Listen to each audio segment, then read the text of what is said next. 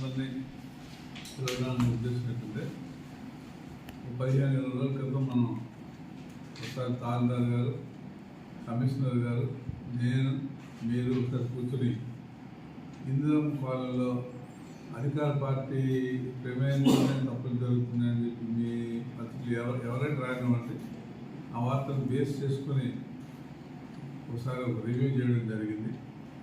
ఆ రోజునే గౌరవ తహసీల్దార్ గారికి, కమిషనర్ గారికి దీని దగ్గర పూర్తి డీటెయిల్స్ అన్నీ కూడా కావాలి, ఎంక్వైరీ చేసి పెట్టండి అని చెప్పాను.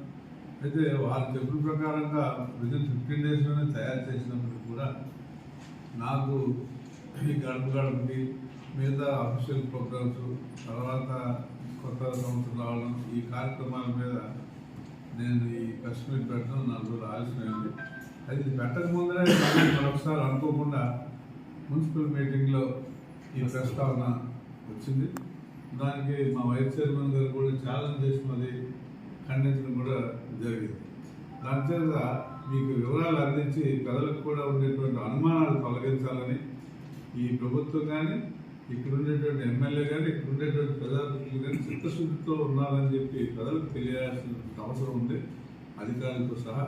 అందుకని ఇందులో ఎవరి తాలూకా ఇన్వాల్వ్మెంట్ లేదని చెప్పడం కోసమనే ఈరోజు మీ అందరి సమస్యల్లో ఆ ఇందిరమ్మ కాలనీ తాలూకా వాస్తవ పరిస్థితులు మీ దృష్టిలో పెట్టాలని నేను ఈ ప్రెస్ మీట్ పెట్టాను.